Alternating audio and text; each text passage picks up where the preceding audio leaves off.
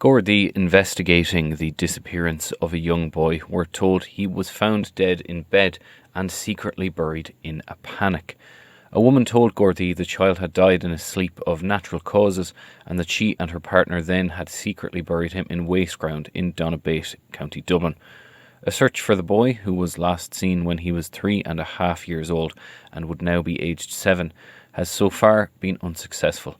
On Monday, Gardaí took control of an area of open ground in Donabate, which is now the focus of a major search operation after receiving this information. A source said the account goes that she essentially woke up to find the child dead, that the child had died in his sleep.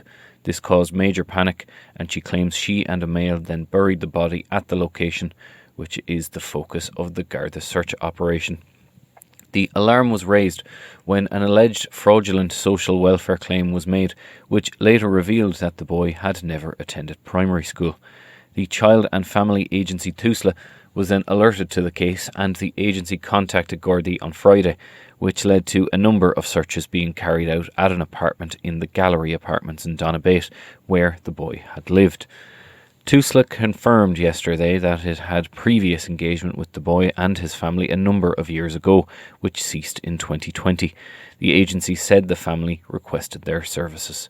It is understood a man known to the boy has been spoken to by Gardaí. Both he and the woman at the centre of the case are Irish citizens. Both have cooperated with the Garda investigation.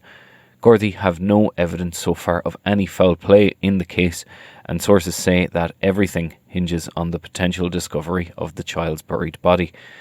Garda Commissioner Justin Kelly said yesterday that investigators have been unable to identify any information on the boy's current whereabouts or evidence as to whether he is alive.